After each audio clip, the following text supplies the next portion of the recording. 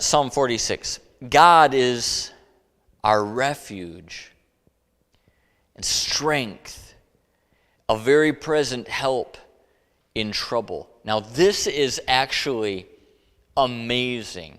We're going to find out how amazing this is when this psalm puts it in perspective. Therefore, will not we fear, though the earth be removed, and though the mountains be carried into the midst of the sea, though the waters thereof roar and be troubled, though the mountains shake with the swelling thereof. Selah. And we're going to learn why all of these things might be happening. But even though all of those things happen, why don't we fear? Because God is our refuge. The mountains aren't our refuge. The earth is not our refuge. Some man-made habitation is not our refuge. Some man-made refuge is not our refuge. God is in the midst of, verse 4. There is a river, the streams thereof shall make glad the city of God, the holy place of the tabernacles of the Most High. God is in the midst of her. She shall not be moved. God shall help her, that right early. Okay, beautiful. The heathen raged. The kingdoms were moved. He uttered his voice. The earth melted. The Lord of hosts is with us. The God of Jacob is our refuge. Selah. Okay, think about that. Come, behold the works of the Lord. What desolations he has made in the earth. He maketh wars to cease unto the end of the earth. He breaketh the bow, cutteth the spear in sunder. He burneth the chariot in the fire. Be still and know that I am God. I will be exalted among the heathen. I will be exalted in the earth. The Lord of hosts is with us.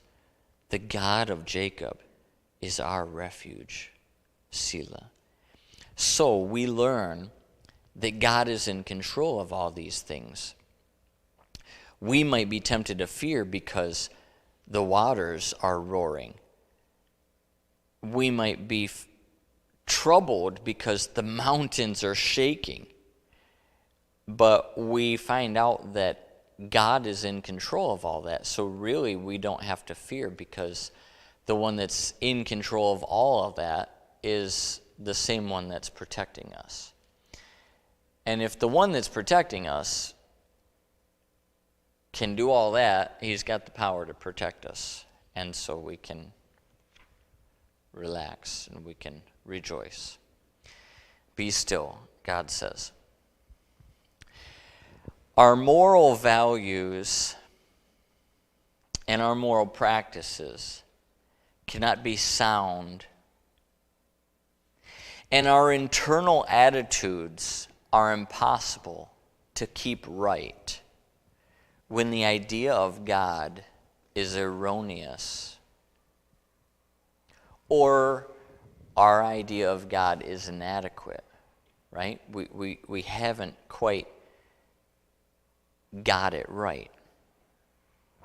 A.W. Tozer says this, what comes to our minds when we think of God is the most important thing about us. It's kind of thought-provoking, isn't it? What comes to your mind when you think of God? The most important thing about us? Wow, maybe. It's definitely the most important relationship. I guess that makes sense when you're talking to somebody about their salvation, the eternal state of their soul, where they're going to spend eternity. There's no other more important question. How are things between you and the Lord? Well, things could be better. Yeah. What comes to your mind when you think of God? No religion or person has ever been greater than their idea of God. No person has ever been kinder to another person than their idea of God. No spouse has ever been more loving than their idea of God. We're limited by our idea of God. Nobody in authority has ever been more merciful than their own idea of God. Turn to John chapter 1.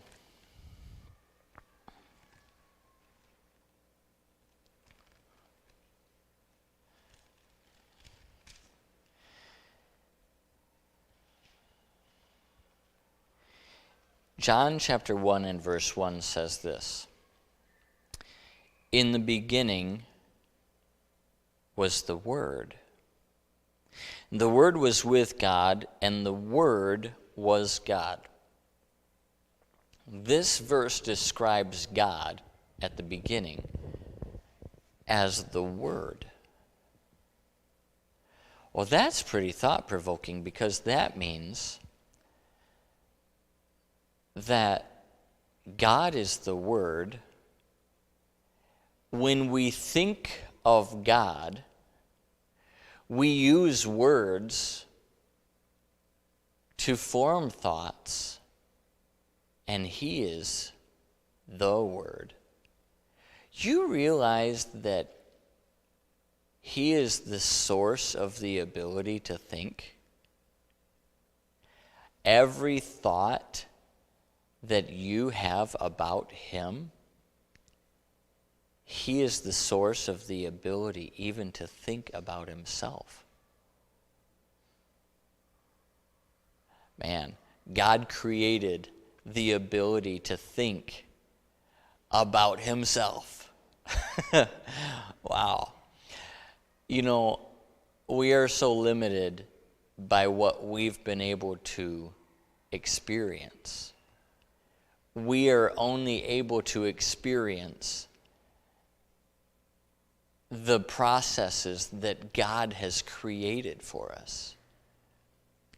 We are limited by our own functions, by our own senses. We have physical organs that sense things, right? We know that there are some other, signals that we don't have physical organs to sense, right? Radio waves, we can't sense those. At least I can't. Right? I don't know. So, and I'm not saying, what else is out there that we just don't have the ability? No. God has created all that He wants us, right, with words, with language, and with thoughts. God has created that, and He is the original Word. That's just amazing. But our thoughts need to be right about God. And of course, God is the source of all that. And it's not just to have the correct theology about God, but it's also impacting our practical living. Every error is traceable back to an improper or incomplete or neglected thought about God.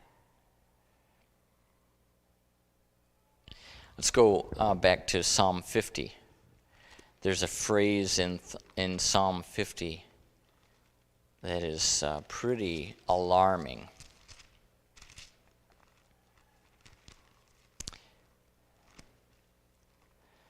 This is the phrase. I'll pick it out for you. Here's the phrase. Thou thoughtest that, this is God speaking. You thought, it's in verse 21. Thou thoughtest that I was altogether such as one as thyself. You thought I was just like you. You know, that's kind of natural to think God's kind of like us. It's kind of natural, but he's not. God is separate from us. God is different than us. God is holy. Now, God, by the blood of Jesus Christ, is approachable. God is loving, so we can have a relationship with him. That's amazing. And God has used these relationships on earth, created them, I believe, to demonstrate to us how he wants to interact with us. Like the word Father. I believe that relationship is, one of the purposes of that relationship is to show us how to approach him. And then, I believe one of the purposes of the design of how Jesus even came and what he said when he was here and how he interacted was in order to give us a physical representation and a physical display and a physical example even of how to walk and how to talk and how to interact with God as our Father. But God is not one of us, and God is not like one of us.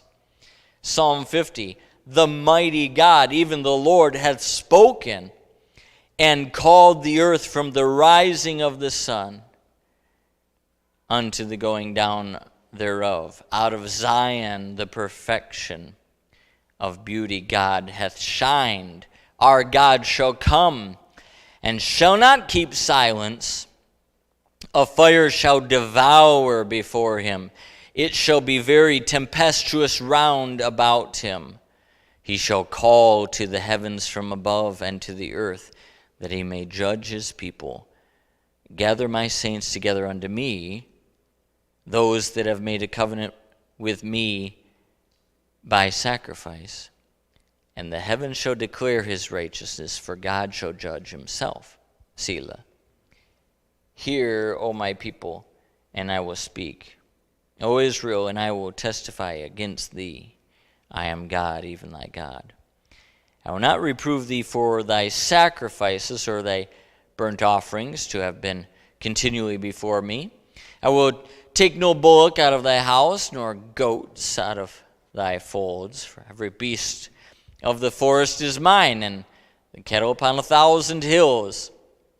I know all the fowls of the mountains, and the wild beasts of the field are mine. If I were hungry, I would not tell thee, for the world is mine, and the fullness thereof.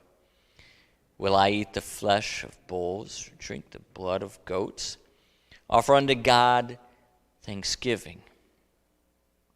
Pay thy vows unto the Most High, and call upon me in the day of trouble. I will deliver thee, and thou shalt glorify me. But unto the wicked, God saith, what hast thou to do to declare my statutes, or that thou shouldest take my covenant in thy mouth, seeing that thou hatest instruction and castest my words behind thee, when thou sawest the thief And when thou consentest with him, and hast been partaker with adulterers, thou givest thy mouth to evil, and thy tongue frameth deceit. Thou sittest and speakest against thy brother. Thou slanderest thine own mother's son. These things hast thou done, and I kept silence. Thou thoughtest that I was altogether such as one as thyself. But I will reprove thee, and set in order before thine eyes. Now consider this, that ye forgot God, lest I tear you in pieces, and there be none to deliver. Whoso offereth praise glorifieth me. To him that ordereth his conversation right will I show the salvation of God. So they were minimizing God. They didn't highly esteem him. They thought, well, God, he's going to be okay with this. Now, unlike these, we have those in heaven that know God. In Isaiah 6, this is the last passage tonight. In Isaiah chapter 6, we have those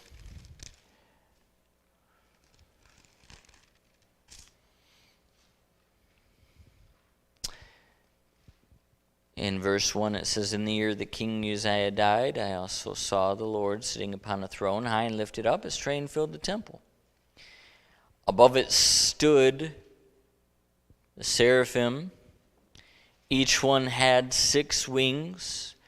With twain he covered his face, and with twain he covered his feet, and with twain he did fly. And one cried unto another, and said, Holy, holy, holy is the Lord of hosts. The whole earth is full of his glory. Now that's different than how the wicked men imagine God. And the posts of the door moved at the voice of him that cried. The house was filled with smoke. Then said I, Woe is me, for I am undone, because I am a man of unclean lips, and I dwell in the midst of a people of unclean lips. For mine eyes have seen the King, the Lord of hosts. Then flew one of the seraphim unto me, having a live coal in his hand, which he had taken with tongs from off the altar. And I laid it upon my mouth, and said, Lo, this hath touched thy lips, and thine iniquity is taken away, and thy sin is purged. Okay. I like this. This is the attitude that we should have before the Lord. Hey, I need my sin to be purged. I need to volunteer for your service. This is the approach. I'm going to join the attitude of these angels. Hey, I am your servant. I'm your creation. What you would like me to do, I'm available for. Now, Bible study is over, but have you ever? I last time I read through this, which is recently. I mean, look, my Bible reading flag here ribbon is just right there. But when I read through this, verses 6 and 7 were really interesting. The angel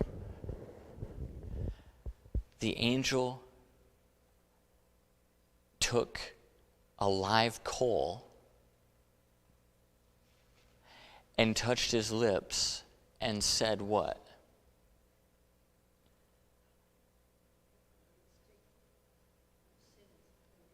your iniquity is taken away, and your sin is purged. Now, wait a minute.